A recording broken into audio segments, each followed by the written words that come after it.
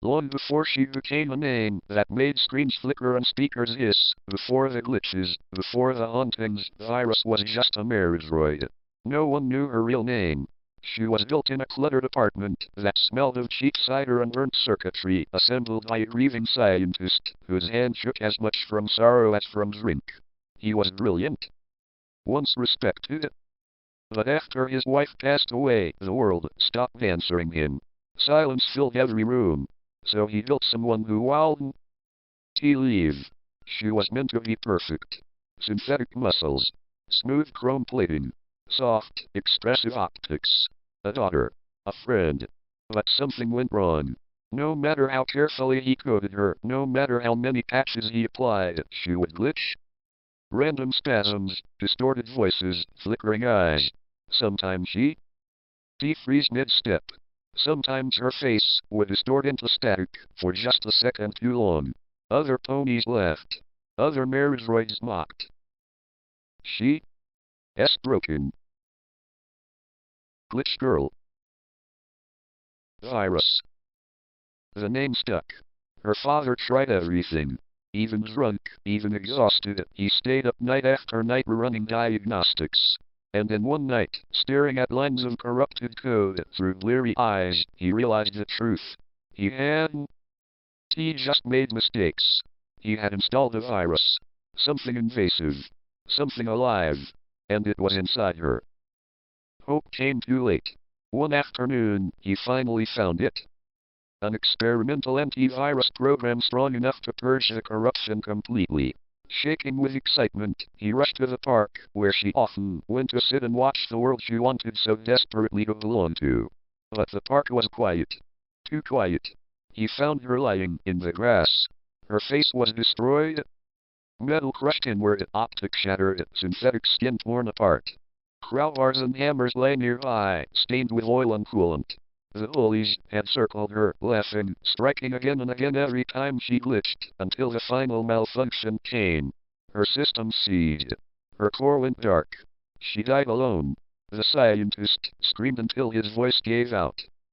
There was no justice. No investigation anyone cared about. So he held a funeral he could afford. A small grave. A simple marker. Just him and the wind.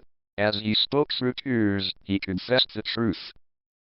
I didn't build you to change the world. He whispered.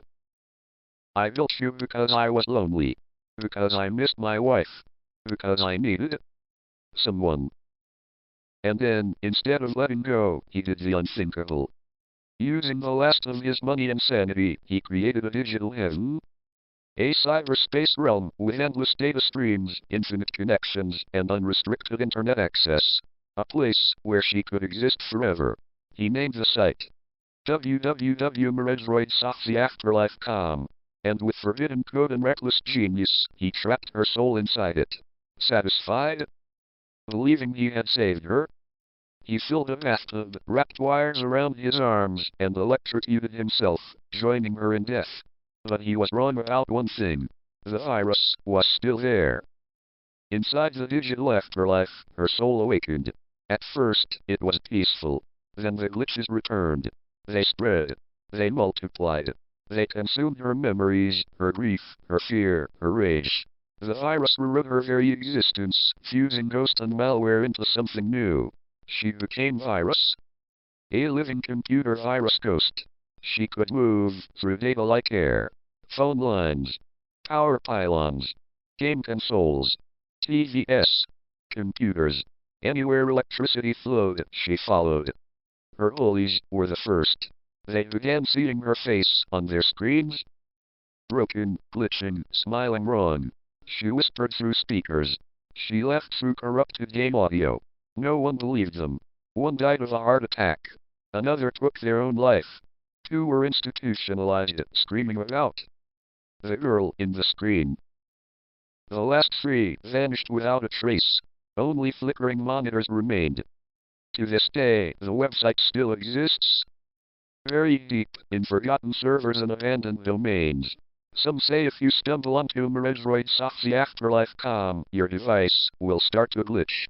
And if you stare too long into the static, she might stare back.